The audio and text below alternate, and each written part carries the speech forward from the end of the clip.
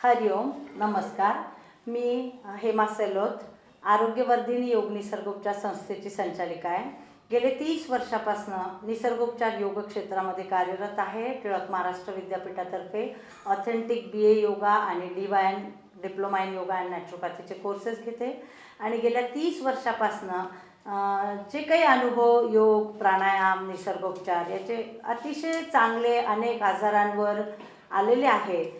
त्याच्या आधारावरच आत्ता जी परिस्थिती चाललेली आहे कोरोनाची, या कोरोना पेशंट्स नाहीच म्हणायचं आपण, की आपण प्रिव्हेंटिव्ह म्हणून सुद्धा नॅचरोपॅथी योगामध्ये सगळ्यात जास्त महत्त्व असतं. Prevention is better than cure. त्यामुळे आपण आज जास्त प्रिव्हेंटिव्हच बघणार आहोत, की तुम्ही हे सगळं केलं तर आपल्याला ते इन्फेक्शन येणारच नाही. सगळा इम्युन सिस्टीमचा खेळ आहे. गेले 30 वर्षापासून आम्ही हेच सांगत आलो आहे, की असे खूप व्हायरसेस आपल्या आजूबाजूला येतील. एवढं पोल्युशन वाढलं आहे, सगळं हे झालं आहे, पण आपली जर इम्युन सिस्टीम चांगली असेल तर किती वस्तूंपासून आपण स्वतःला वाचवणार ना. ह्याला हात लावायचा नाही, ह्याला सॅनिटाईज करा, तिथे जायचं नाही. आता तर सांगतायत तो हवेतनं जातोय. मग आपण कुठे किती वेळ मास्क लावणार, किती वेळ चष्मा घालणार, किती. तर सगळा ते तर आपल्याला सोशल डिस्टन्सिंग, मास्क ते सगळं करायचंच आहे. पण त्याच्या जोडीला आपली इम्युन सिस्टीम, आपली रोगप्रतिकारक शक्ती जर आतून चांगली असेल तर आपण त्या व्हायरसशी खूप चांगल्या पद्धतीने लढू शकतो. आपली ही जी प्राचीन जे आपलं खरं ओरिजिनल आपलं भारतीय शास्त्र आहे, योग आणि निसर्गोपचार, याच्याच मदतीने आपण ह्या कोरोनावर नक्की खूप चांगली मात करू शकतो. या कोरोना पिरियडमध्ये गेल्या 1.5 वर्षापासनं खूप चांगले अनुभव, खूप चांगले रिझल्ट मला मिळाले, की आपण लोकांना जे काही सांगतोय प्राणायाम, योग, त्याच्याने त्यांचं ऑक्सिजन लेवल हे खूप चांगलं मेंटेन होत आहे. तर थोडक्यात आपण बघूया, की याच्यामध्ये नुसता प्राणायाम किंवा नुसतं रिलॅक्सेशन ह्याला नाही, तर त्याच्या जोडीला सगळ्यात महत्त्व कशाला दिलं आहे? आहारशास्त्र, की तुमचा आहार कसा आहे याच्यावर तुमची इम्युनिटी ठरणार आहे. मग आता खूप लोकांना नुसतं ऐकतात विटॅमिन C युक्त आहार घ्यायचा, की ज्याने तुमचं इम्युनिटी वाढेल. पण काही लोकांना आंबट पदार्थ सहन होत नाही, लिंबू, आवळा असे पदार्थ सहन होत नाही आहे. मग ते कशा पद्धतीने घ्यायचं? तर थोडे मी 4-5 गोष्टी आहाराच्या सांगून तुम्हाला काही थेरपीज नॅचरोपॅथीतल्या दाखवणार आहे. कारण निसर्गोपचारामध्ये सगळ्यात महत्त्व तर आहारालाच आहे. आहार जर चांगला असेल तर तुमची इम्युनिटी चांगली राहते आणि तुम्हाला सगळ्या आजारांशी लढण्याची ताकद जी आतून निर्माण व्हायला पाहिजे ती होत असते.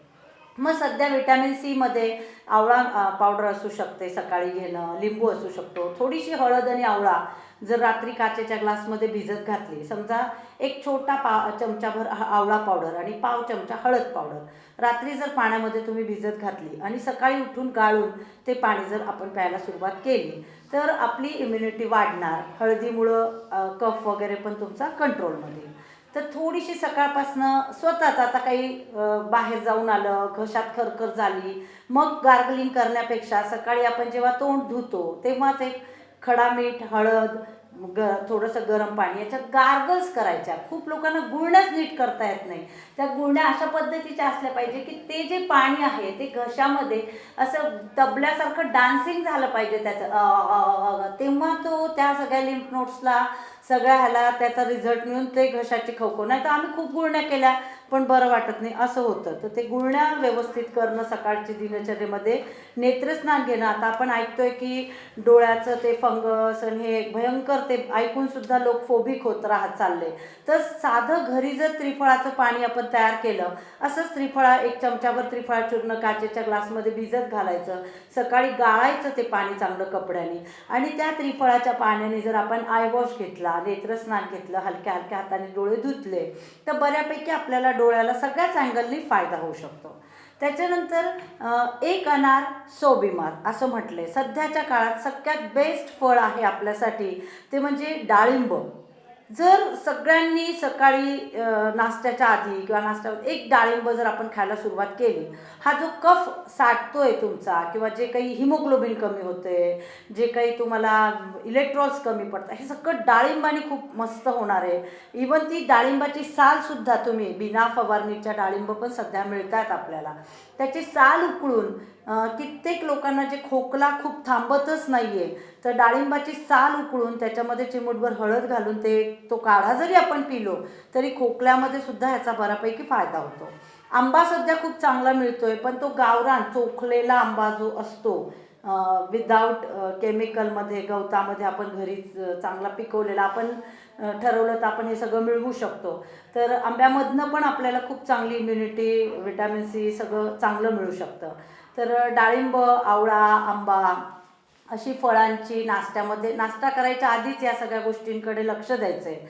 सध्या आपण ऐकतोय की डायबेटिक पेशंटलाच हा, कारण कोरोना हा ग्लायसेमिक फेवरेबल आहे, त्याला साखर खूप प्रिय आहे, त्यामुळे ज्याच्या शरीरामध्ये साखर वाढणार तिथे तो अटॅक करणार.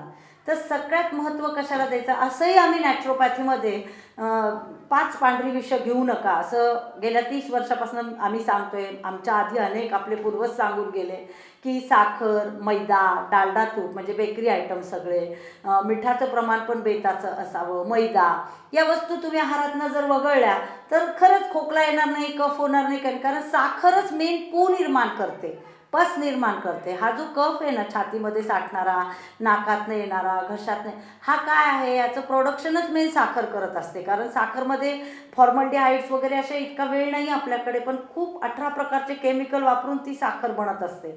आणि सगळ्यात कोरोना व्हायरसला पण रिसर्चमध्ये पण हे लक्षात आले की तो ग्लायकोफेवर आहे, त्याला साखर प्रिय आहे. म्हणून जितकी आपल्याला आपल्या आहारातनं साखर बंद करता येईल तो प्रयत्न करा.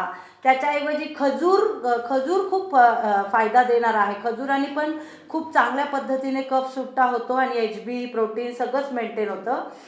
पूर्वीच्या काळी खारीक वगैरे असं मुलांना खूप खायला दिलं जायचं. कुठल्याही व्हायरल फीवरला खारीक पण खूप, ग्लुकोज पण कमी होतं. बऱ्याच घरांमध्ये ताप आलेला असतो, खायला काय द्यायचं समजत नाही, आंबट फळं देता येत नाही, कधी अवेलेबल होत नाही, क्वारंटाईन राहिलेले असतात. पण ड्रायफ्रूट्समध्ये खारीक ही सहजगत्या आपल्याला अवेलेबल करता येते. किंवा मध्ये मध्ये टायफॉईड विथ कोरोना पण फार चाललं होतं, त्याच्यासाठी अंजिराचा पण खूप उपयोग त्यामध्ये आपण करून घेऊ शकतो. तर या वस्तूंचा वापर आपल्या आहारामध्ये सुरू करा, त्याच्याने आपल्याला खूप चांगले रिझल्ट्स मिळतील.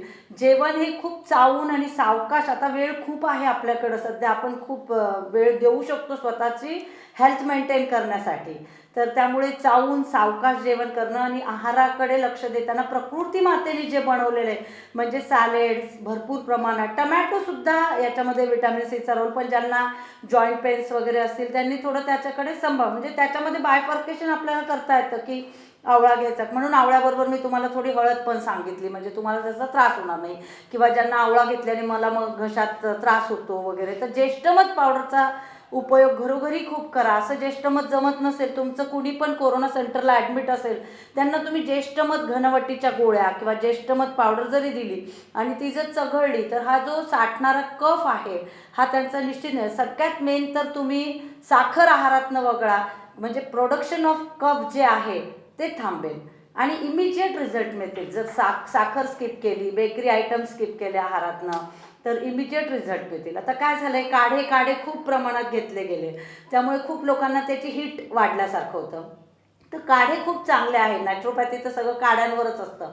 बट जर तुम्हाला काही सिम्पटम दिसले, सर्दी झाली आहे, ताप आला आहे, अशा वेळेस तुम्ही जरूर उपयोग करा. ही जी तुळस आहे आपल्या संस्कृतीमध्ये सांगितलेली, उगीचच कुठल्याही झाडाची पूजा होत नाही, तर अशा पद्धतीची चांगली गावरान अशी तुळस जर तुमच्या घरामध्ये असेल तर ही तुळस नुसती तुम्ही जर काढ्यांनी उष्णता होतीये, प्रेग्नन्सी आहे किंवा काही ताप वगैरे काही सिम्पटम नाही आहे, तर आपलं रोजचं पाणी असं तयार करा ना तुम्ही.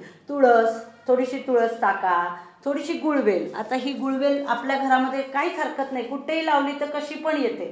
ही गुळवेलाची किती छोटीशी काडी ठेचा आणि एका काचेच्या ग्लासमध्ये 10-15 तुळशीची पानं, थोडीशी गुळवेल्याची काडी अशी टाकून ठेवली आणि सकाळी उठून ते एक्स्ट्रॅक्ट पाणी पिऊन टाकलं तरी आपली इम्युनिटी चांगली राहू शकते. आणि जर तापच आला एकदम थोडासा सिम्पटम दिसायला लागले, ताप आला आहे, सर्दी झाली आहे, खोकला आला, इमिजिएट 10-15 तुळशीची पानं घ्या, 4-5 काळ्या मिऱ्या घ्या. काळी मिरी इज इंडियन ब्लॅक गोल्ड. पण खूप प्रमाणात घेतली जाते, त्याच्यामुळे इरिटेशन होतं आहे लोकांना, त्याचा त्रास व्हायला लागला आहे. तर काळी मिरी खूप चांगली आहे, पण ती अख्खी टाका, पावडर टाकू नका. अख्ख्या 4-5 काळ्या मिऱ्या, 10-15 तुळशीची पानं उकळून पाव कप करून इमिजिएट जर तुम्ही तो काढा घेतला तर तुळस ही बेस्ट अँटीव्हायरल आहे. तुम्हाला जी थंडी वाजून ताप येतोय त्याच्यावर खूप चांगला या काढ्याचा तुम्हाला परिणाम मिळणार आहे.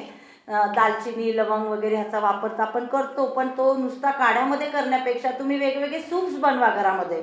बार्ली सूप बनवा, तुम्ही ब्रोकोली सूप बनवा, तुम्ही दुधी भोपळ्याचं सूप बनवा. म्हणजे जे काही आत्ता बघण्यात येते की कोरोना झाला, त्याच्यानंतर रक्त घट्ट झालं, व्हायरल ते अटॅक आला किंवा BP खूप वाढलं, तर दुधी भोपळा एकदम खूप चांगलं आहे. कच्चा ज्यूस घ्या, सूप बनवून घ्या दुधी भोपळा. त्याच्याचबरोबर पायनॅपल एक खूप चांगलं ब्रोमोलिन नावाचं एक एन्झाईम पायनॅपलमध्ये असतं. तुम्ही जर गुगलवर सर्च केलं तर लक्षात येईल. हे ब्रोमोलिन तुमचं रक्त पातळ करायला मदत करतं. त्यामुळं सहज आपण एखादा ग्लास किंवा एक 4-5 चकत्या पायनॅपलसुद्धा आपल्या आहारामध्ये घेऊ शकतो. जवस, फ्लॅक्सीडचा वापर आपल्या आहारामध्ये वाढवू शकतो. आणि दुधी भोपळा तर काय संजीवनीच आहे, खूपच चांगलं. तापाला वगैरे नुसतं खूप ताप असेल आणि नुसता दुधी भोपळा असा हाताला वरतून पण सोडला, हातापायाला कच्चा रस किंवा सूप, कच्चा आवडत नसेल तर सूप, भाजी, बॉईल्ड असं सुद्धा ह्याचा आहारामध्ये वापर जास्त वाढवा. जवस वगैरेचा पण वापर जास्त करा. तर आहाराच्या अशा अनेक गोष्टी आहे. निसर्गोपचार शास्त्र ह्याच्यामध्ये सांगितलं आहे की तुमचा आहार हेच तुमचं औषध आहे. बाकी तुम्हाला कुठल्याही औषधाकडे फिरावं लागणार नाही जर तुम्ही आहार चांगला घेतला तर. मग थोडे दिवसांनी आता मोसंबी सीझन चालू होईल. गोड जुनाबार मोसंबी तुम्ही त्याच्यामध्ये ॲड करू शकता. कफ असेल तर तुम्ही नुसतं गरम मुगाचं पाणी घेऊ शकता, त्याच्यामध्ये जिऱ्याचा वापर भरपूर करा. खूप लोकांचं पोट बिघडतं आहे कोरोना पिरियडमध्ये, डायजेशन प्रॉपर होत नाही आहे, तर साधी बडीशोप, जिरा, धना या गोष्टी रात्री. डायबिटीस असेल तर थोडी मेथी, ज्यांना शुगर नसेल त्यांनी उगीच मेथीचा जास्त वापर करू नका, त्यांना जास्त मग ग्लुकोज डाऊन झाल्यासारखं जाणवतं. या गोष्टी जर रात्री भिजत घातल्या आणि सकाळी ते पाणी तुम्ही पिलं तरी पण डायजेशन खूप चांगलं प्रॉपर होऊ शकतं. अशा अनेक आहाराच्या गोष्टी आहे. आहाराकडे चांगलं लक्ष द्या. रात्री सूर्यास्ताच्या आत शक्यतो जेवायचा प्रयत्न करा. सकाळी ॲज अर्ली ॲज 10पर्यंत व्यवस्थित भरपेट सॅलेड, फळं, अनार जे काही अवेलेबल असेल ती फळं आणि चावून सावकाश जेवण करणं. जेवणानंतर अर्ध्या तासाने पाणी पिणं. ह्या सगळ्या छोट्या छोट्या गोष्टी आपण आपल्या लक्षात ठेवायच्या. त्यानंतर थेरपीज असतात नॅचरोपॅथीमध्ये. आहार तर आहेच, पण डिटेल काय आता प्रत्येकाच्या प्रकृतीनुसार थोडा त्याच्यामध्ये बदल करू शकतो. बट सीझनमध्ये येणारं, आपल्या परिसरात आजूबाजूला उगवणारं, आपल्याला पचेल एवढंच, पोट खूप चावून न भरता चावून जेवण करणं हे सगळ्यात बेस्ट आहारशास्त्र. आता त्याच्या जोडीला आमच्याकडे काहीच औषधं नसतात, सलाईन नाही, इंजेक्शन नाही, काय नाही. मग तापाला तर आम्ही काय करणार, खोकला तर आमच्याकडे मिट्टी, पाणी और हवा सब रोगों की एक दवा, साधी माती पाण्याचे उपचार असतात. तर सगळे तर मी काय आज सांगू शकत नाही, पण आता सगळेजण काय म्हणतात, भगवान शब्दाचा अर्थ तुम्हाला भूमी, गगन हे सगळं पंचमहाभूतांमध्ये भगवान ह्या वाक्याचा अर्थ येतो बघा. तर भूमी म्हणजे आम्ही काळी मातीलेप चिकित्सा, डोळ्याची आग होते, डोळ्यावर मातीपट्ट्या ठेवणं वगैरे हे सगळं करतो. आणि म्हणजे सूर्यस्नान चिकित्सा अगदी म्हणजे काही खूप रिकामा वेळ आपल्याला गोल्डन चान्स मिळालेला आहे हा. तर चक्क सकाळी कोवळ्या उन्हामध्ये जर आपण योगाभ्यास, प्राणायाम केला किंवा इतर आपली रुटीनची कामं, वाचन आहे, जे काही आहे ते उन्हामध्ये जर केलं तर जे काही डी विटॅमिनची डिफिशियन्सी होते कोरोना रुग्णांना ती खूप चांगल्या पद्धतीने फक्त आणि फक्त सनबाथ, आणि जितका ॲज अर्ली ॲज तुम्ही उठताल, सूर्य उदयाला, तेवढी तुमची इम्युनिटी डेव्हलप होणार आहे चांगली. कशाला जागायचं, स्लीप मॅनेजमेंट चांगली करा. रात्री 10 ते 11पर्यंत झोपून जायचं. लोकांमध्ये काय चाललंय, सारखं काही होत नाही, आपण असं करून काही होणार नाही की हो कोरोना वाढला, टी व्हीवरच्या बातम्या, फोबिया, हा जो घाबरतोय आपण, त्याच्यामुळेही हा प्रॉब्लेम आपला जास्त वाढतोय. आपला जो ऑरा आहे तो थोडा पॉझिटिव्ह बनवा, की नाही छान हे जाणार आहे. पॉझिटिव्ह थिंकिंगमध्ये नॅचरोपॅथीमध्ये आम्ही असं बघितलं आहे की आपल्या पलीकडे एक शक्ती आहे आणि आता सगळ्यांनाच मान्य करावं लागलं ते, ती काहीतरी काम करत असते. तर आपल्या अंगातले पॉझिटिव्ह विचार वाढवा, की नाही मी बरी होणार, एक हवा 100 दवा, मी प्राणायाम चांगलं करणार, हवेतनंच मी मला 100 औषधं मिळवणार. तर सूर्यस्नान ही चिकित्सा तुम्हाला घ्यायची आहे. आता वायू चिकित्सा आपण थोड्याच वेळात बघणार आहोत, की श्वासाचे 4-5 प्रकार जर तुम्ही रोज केले तर तुम्हाला त्याचाही खूप ऑक्सिजन मेंटेन करण्यासाठी खूप चांगला फायदा होईल. आणि त्याच्यानंतर आमच्याकडे जलचिकित्सा असते. खूप लोकांना झोप येत नाही, टेन्शन येतं, कोरोनामुळे पण झोप नाही झाली की आणखी ॲसिडिटी, साधं गरम पाण्यामध्ये पाय बुडवून बसणं, किंवा एक थेरपी आणखी एक मला तुम्हाला महत्त्वाची सांगावीशी वाटते, जिला आम्ही वॉटर थेरपी म्हणतो. की साधारण आपल्या पोटाच्या मापाचा एक नॅपकिन घ्यायचा आणि थंड पाण्यामध्ये बुडवायचा. आता समजा पोट मोठं असेल तर साधारण इतका मोठा नॅपकिन तो लागेल तुम्हाला. की तुमचं बरगडी, मी परत सांगते तुम्हाला, की तुम्हाला छातीवर नाही ठेवायची आहे, तुम्हाला ॲब्डोमेनवर ठेवायची आहे. लास्ट रिबच्या खाली पेल्विक हाडाच्या इथपर्यंत तुम्हाला एक नॅपकिन थंड पाण्यात, अगदी फ्रीज वॉटरमध्ये किंवा फ्रीझरमध्ये ठेवलं तरी चालेल, थंड पाण्यात बुडवून पिळून ती जर वॉटर थेरपी तुम्ही अशी पोटावर तुमच्या अप्लाय करायला सुरुवात केली तर एव्हरी एक्झो, तुम्ही केमिस्ट्रीमध्ये शिकला असाल की every exothermal reaction as light in a coldest temperature.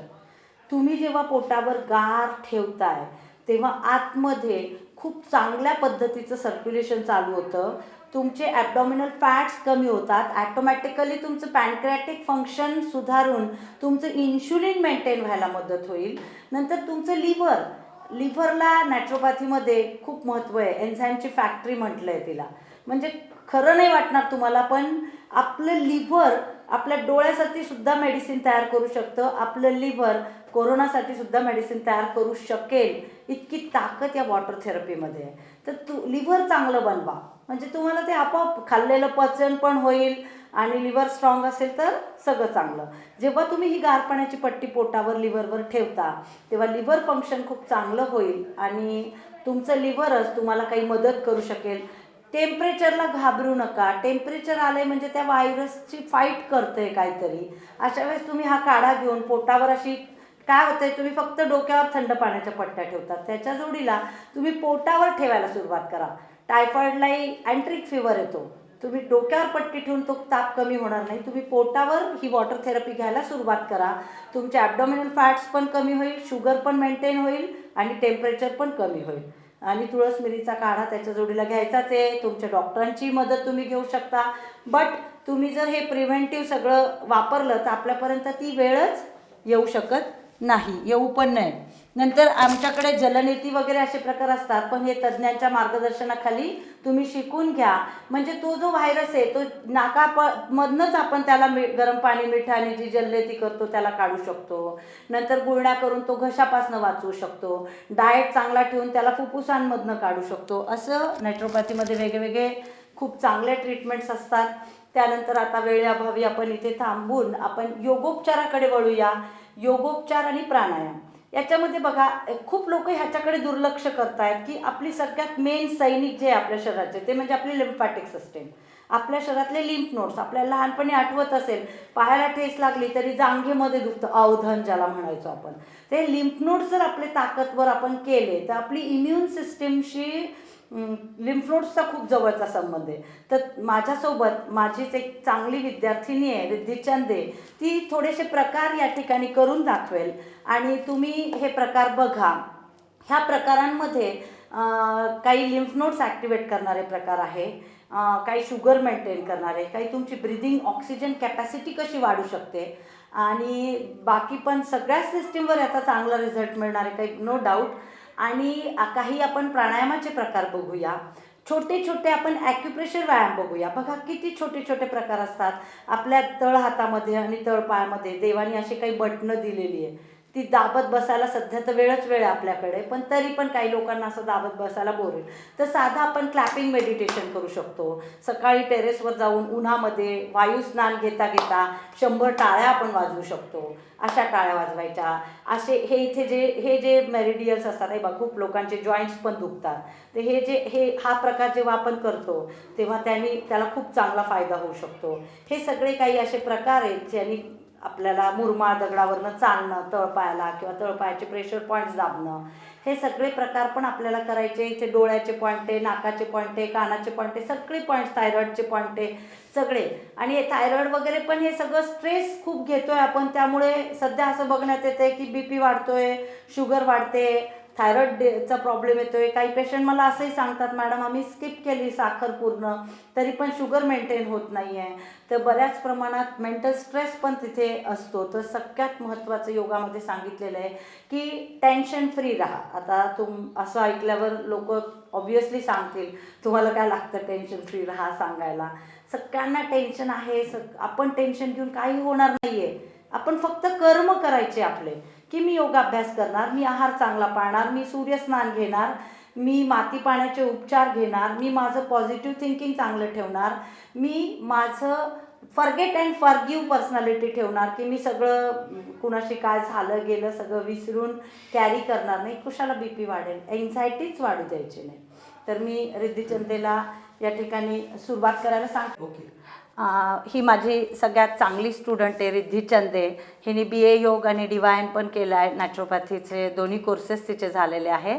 तर आता आधी ती तुम्हाला ओंकार कसा करायचा तो दाखवेल. या ओंकारामुळे सुद्धा जो वायू आपल्याला जरुरीचा आहे ऑक्सिजन वाढवण्यासाठी, तो ह्या ओंकार भ्रामरीच्या चॅन्टिंगनी आपल्या शरीरामध्ये तयार होतो, असा रिसर्च फॉरेन कंट्रीजमध्ये झाला आहे. आणि हा ओंकार कसा करायचा, श्वास घ्यायचा. आता रिद्धी करतीये, ती पहिली श्वास घेतीये आणि श्वास सोडताना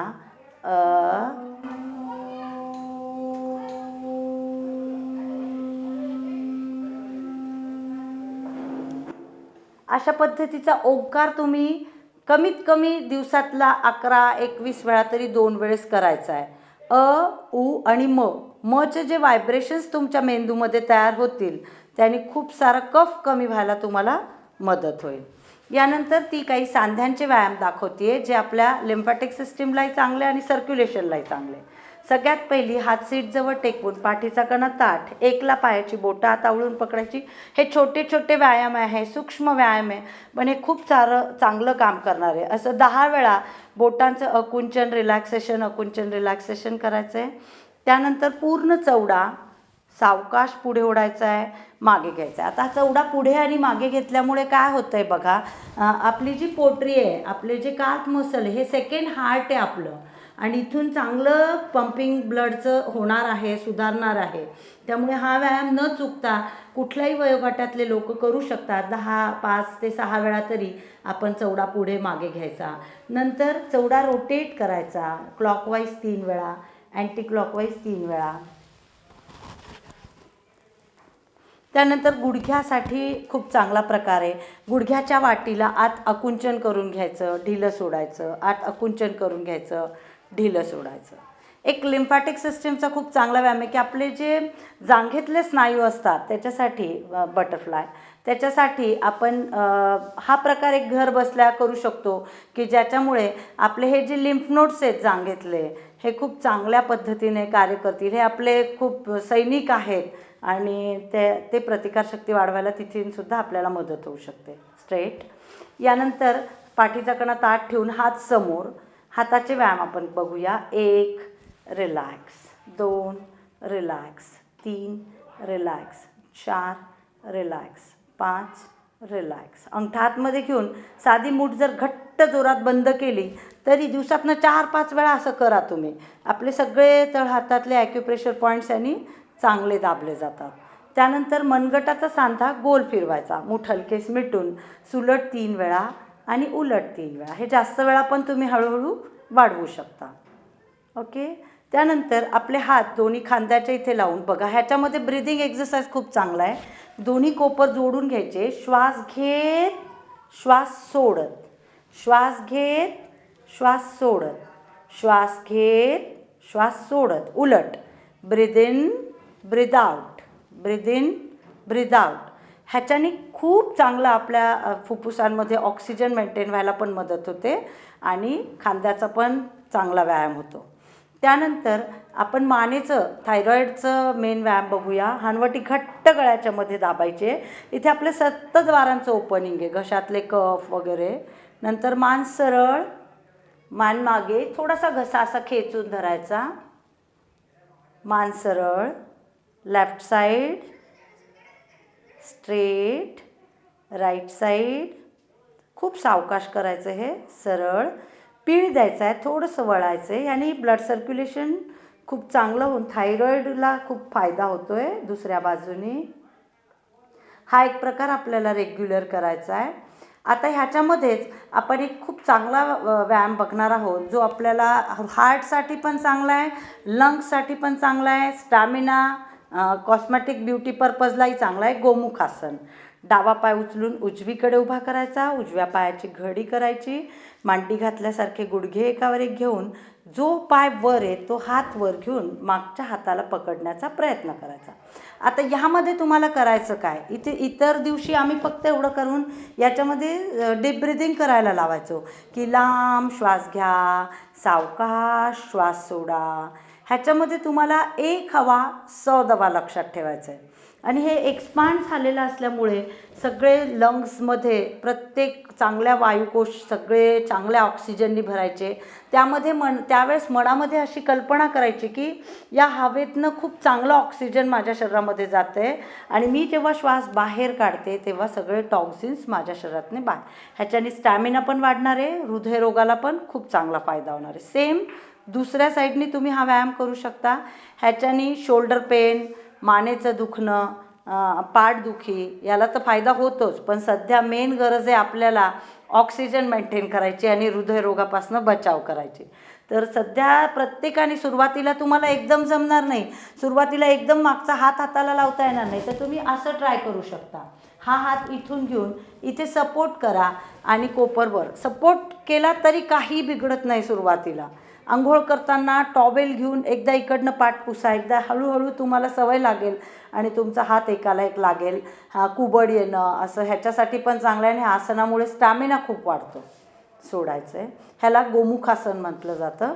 थोडं आसन झाल्यावर घाईघाई आसनं करायची नाही. आसन झाल्यावर थोडं रिलॅक्सेशन द्यायचं आणि नेहमी प्रत्येक आसन हे सुखकारक झालं पाहिजे. कुठल्याही आसनामध्ये त्रास किंवा दुःख नाही वाटलं पाहिजे. आता आपण खूप ऐकतोय सध्या की डायबिटीस किंवा शुगर खूप वाढती आहे, तर हे जे आसन आहे हे मला खूप महत्त्वाचं वाटतं आहे. हे एकदम अर्धमच्छिंद्रासन प्रत्येकाला नाही जमणार, तर तुम्ही वक्रासन करू शकता. पाय गुडघ्यात दुमडायचा, हात सीटजवळ टेकवायचा आणि दुसरा हात पलीकडून तिढा देऊन उभ्या पायाला एक तर पकडण्याचा प्रयत्न करा किंवा साईडला टेकवा आणि त्यावेळेस तुम्ही खूप पीळ द्यायचा, जेणेकरून तुमचा उभा पाय हा पोटावर दाबला जाईल आणि तुमचं लिव्हर आणि पॅनक्रियाज, तुमची ॲसिडिटी, गॅसेस हे सगळे त्रास या आसनामुळे कव्हरअप होतात. पण हे एकदम केलं आणि पटकन सोडलं तर नाही रिझल्ट मिळणार. सेम दुसऱ्या साईडला हे आत्ता हिने केलं आणि सोडलं आहे लगेच असं नाही. तुम्हाला त्याच्यामध्ये थोडं सुरुवातीला अर्धा मिनिट, मग थोडं तुम्हाला जितकं वळता येईल तितकं वळा. तुमची सेंट्रल ओबेसिटी केवढी आहे, मध्य प्रदेश केवढं वाढलं आहे, पोट केवढं वाढलं आहे त्यावर डिपेंड करतं. आता हिचे हात लागले, तुमचे नाही लागणार सुरुवातीला, काही बिघडत नाही. तुम्ही फक्त जस्ट वळा आणि उभ्या पायाला पोटावर दाब द्या. हे आसन तुम्ही रेग्युलर चालू ठेवा. याच्याने खूप चांगल्या पद्धतीने शुगर मेंटेन होते. आणखी एक शुगर मेंटेन होते ती वज्रासन योगमुद्रेतनं एक खूप चांगली होऊ शकते. BP, शुगर, रिलॅक्सेशन द्यायचं. पहिल्यांदा तर खूप श्वास घेत दोन्ही हात वर, खूप भरपूर श्वास घ्यायचा ह्याच्यामध्ये आणि तो श्वास सोडत डोकं टेकवण्याचा प्रयत्न करायचा. नाही टेकणार ज्यांना पोटावर चरबी जास्त आहे त्यांचा सुरुवातीला पण प्रयत्न करायचा आणि यामध्ये अशी मनामध्ये भावना करायची की माझ्या पलीकडे एक शक्ती आहे, मी माझं श्वासावाटे सगळं त्या शक्तीवर सोडून दिलं आहे. श्वास घेत वर, हात बाजूने खाली, दोन्ही हात पोटाजवळ ठेवायचे. वज्रासन योगमुद्रा प्रकार दुसरा. श्वास सोडत खाली.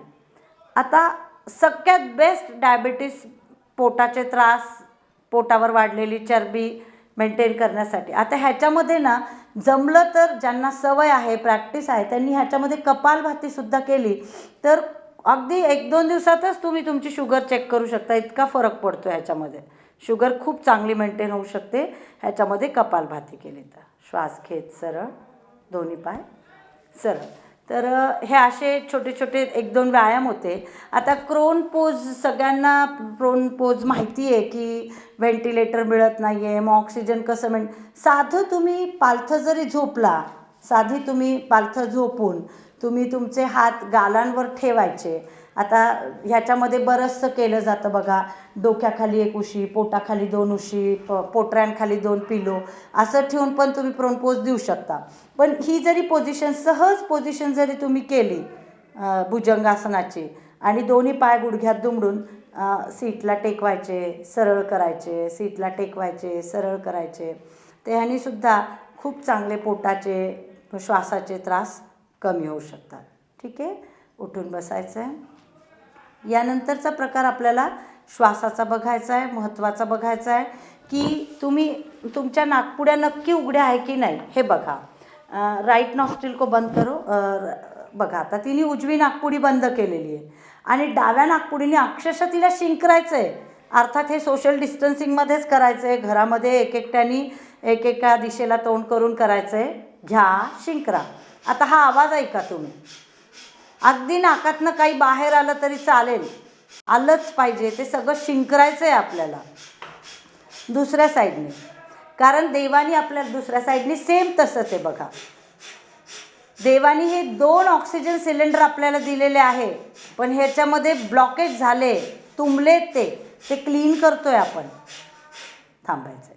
आता बघा दोन्ही नॉस्ट्रिल्स कशा ओपन झाल्या. एक लांब श्वास घेऊन बघायचा, कुठेही अडथळा नाही आहे. आता दोन्ही मुठ्ठी छातीकडे बंद करून घ्यायच्या आहे.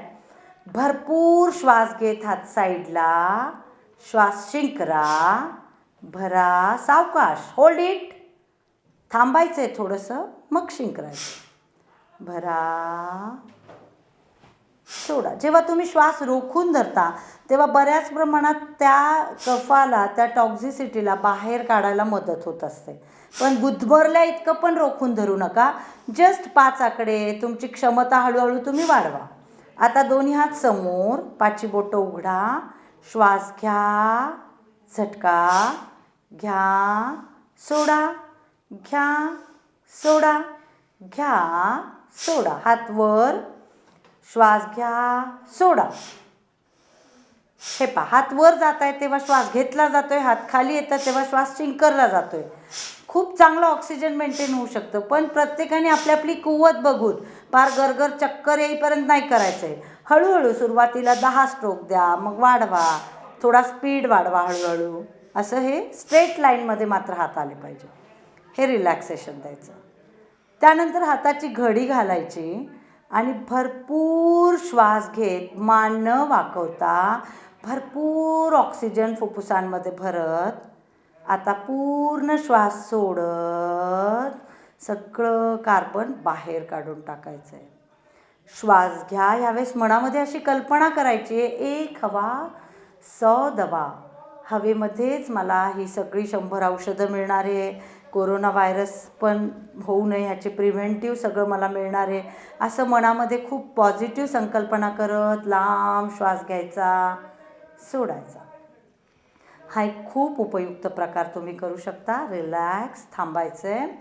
यानंतर एक चांगला प्रकार आहे जो म्हणजे अतिशय उपयुक्त कपालभाती, ज्याच्याने आपण सगळं शुगर, डायजेशन, लिम्फॅटिक सिस्टीम सगळ्याला कवर करू शकतो. हा एकदम जमणार नाही तर हा कसा करायचा बघा. पोटावर हात ठेवा, एकदा खोकायचं ह्याच्यामध्ये. खोकलं की बघा काय झालं, पोट आतमध्ये गेलं. ही क्रिया तुमची कपालभातीमध्ये घडली पाहिजे. आता ही कपालभाती करतीये. तुम्ही सुरुवातीला पोटावर हात ठेवून करा, अदरवाईज हात सरळ ठेवून करा. स्टार्ट. ही लयबद्ध झाली पाहिजे. उगीच भरा भरा भरा भरा नाही करायची किंवा उगी अगदी सावकाश, सेकंदाला 1 स्ट्रोक देत सुरुवातीला 21-30 स्ट्रोक झाले, नाही सवय तुम्हाला, थोडं थांबा, परत 20-30 द्या. कमीत कमी 100-108 स्ट्रोक तुम्ही जर असे सुरुवातीपासून सुरू केले तर ह्याचा पण रिझल्ट, याला काही तज्ज्ञांच्या मार्गदर्शनाखाली सुरुवातीला हवं तर बघून घ्या, पण सोपं आहे. सावकाश करा, थांबायचं आहे. अशा पद्धतीची कपालभाती ही एक चांगली शुद्धिक्रिया पण आहे, ही तुम्ही चालू करू शकता. आणि त्यानंतर बघा, आता उन्हाळा खूप आहे, खूप लोकांमध्ये उष्णता वाढली आहे, घशाला कोरड पडते आहे, ब्लड प्रेशर वाढलं आहे, तहान भागत नाही आहे किंवा टेम्परेचर खूप येतं आहे, तर हा शीतलीचा उपयोग तुम्ही त्यावेळेस करू शकता. शीतली प्राणायाम. तर दातांवर दात ठेवून कर. हे शीतली शीतकारी, हे 2 प्रकार ताबडतोब इमिजिएट तुमची ॲसिडिटी कमी करणारे आहे. नाकाने श्वास बाहेर काढायचा. ज्यांना खूप ब्लड प्रेशर वाढलं आहे त्यांना पण ह्याचा खूप फायदा होऊ शकतो. ज्यांना टेम्परेचर पण वाढून तहान भागत नाही आहे त्यांनाही ह्याचा फायदा होऊ शकतो. मात्र खूप सर्दी असेल, थंडी वाजून आलेली असेल तेव्हा हे वरचं करायचं. ह्याच्यानंतर घशामध्ये चिटकल्यासारखं होतं आहे, लोक कंप्लेंट करत आहेत की काहीतरी थ्रोटमध्ये अडकलं आहे, असं वाटतं आहे, आवाज बदलतो आहे, आवाज बसला आहे. तर त्याच्यासाठी एक उज्जयी आणि भ्रामरी असे 2 प्रकारचे नाद आहे बघा, तुम्ही हे ऐकू शकता.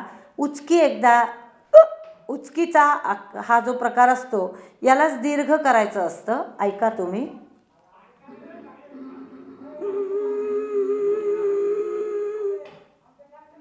थोडं थांबायचं आणि नंतर भुंग्याचा नाद करत करत श्वास बाहेर काढायचा. हा भ्रामरीचा जो नाद आहे भुंग्याचा, हा खूप फायदा देणारा आहे. श्वास घेताना घशाला घर्षण द्यायचं आणि श्वास सोडताना पण भुंग्याचा नाद करत करत करत करत श्वास सोडायचा. असं तुम्ही 5 ते 6 5 राऊंड तुम्ही करू शकता भ्रामरीचे, उज्जयीचे. आणि यानंतर अनुलोम विलोम. स्वस्थ बसा आणि दिवसातनं 3 वेळा जशी औषधं घेता तसा हा अनुलोम विलोम प्राणायाम सगळ्यात सोपा, कुठलंही नुकसान न देणारा, कुठलाही अवघड नाही. बेड रिटर्न लोकंसुद्धा करू शकता झोपल्या झोपल्या, चिंता करण्यापेक्षा. याच्यात तुम्ही प्रभू नामस्मरण करत डाव्या बाजूनी श्वास घ्यायचा, थोडं थांबता आलं तर थांबायचं, मग उजवीनी सोडायचा, उजवीनी परत थोडं थांबायचं सोडल्यावर, मग घ्यायचा. हा प्राणायाम करत असताना ज्यांना ज्यांना खूप मायग्रेन, डोकेदुखीचे पण त्रास कोरोनामुळे होत आहेत, तर त्यांनी ज्या नाकपुडीने तुम्ही श्वास घेताय त्यात ती एनर्जी क्रिएट करायची आहे. जिथं डोकं दुखतं आहे तुमचं, जिथं तुम्हाला वेदना होत आहेत, तिथे तुम्हाला लक्ष केंद्रित करत करायचं आहे. नुसत्याच नाकपुड्या नाही बदलायच्या आहे. आणि आधी भस्त्रिका केलेली पाहिजे, नाक स्वच्छ पाहिजे, तेव्हा ह्या ऑक्सिजन सिलेंडरमधनं आपण ऑक्सिजन पाठवणार आहे. आपल्याला इतर ऑक्सिजन सिलेंडरची गरज लागायला नको असं वाटत असेल तर रेग्युलर 10-10, 15-15 मिनटं सकाळ, दुपार, संध्याकाळ अनुलोम विलोम प्राणायाम करा. अतिशय ब्लड प्रेशर असू द्या, एन्झायटी, काय तुमचे त्रास असू द्या, सगळे मेंटेन व्हायला खूप मदत होणार आहे. ह्याला अनुलोम विलोम प्राणायाम म्हणतात. अशा पद्धतीने अनेक प्रकार आहे, पण आपण अगदी तुम्हाला सहज पेलवतील असे. आणखी एक फुंकर मारणं एक प्रकार आहे बघा. लांब नाकाने श्वास घ्यायचा आणि जेवढं तुम्हाला फुंकता येईल तेवढं तुम्ही लांब, अगदी तुमच्या लांब असा एखादा बॉल बिल, कागद बिगत ठेवला तर तो सुद्धा हलला पाहिजे, एवढं तुम्ही फुंकर जोरात मारायची त्याच्यामध्ये. ह्यानेसुद्धा तुमची ब्रिदिंग कॅपॅसिटी तुम्ही खूप चांगली वाढवू शकता. तुम्ही संध्याकाळच्या वेळेला देवाला दिवा लावता तेव्हा त्या दिव्याकडे लक्ष केंद्रित करत त्राटक शुद्धिक्रिया करा. त्यांनी तुमचे डोळ्यांचे पण बरेच अश्रूंनी इन्फेक्शन्स तुम्हाला मनाचे ताण पण कमी करता येईल. तर अशा पद्धतीने नंतर परत तुम्ही ओंकार प्रार्थना करायची आहे आणि आपण यानंतर थांबूया. ओंकार करताना नाद लक्षात घ्या. श्वास घ्या,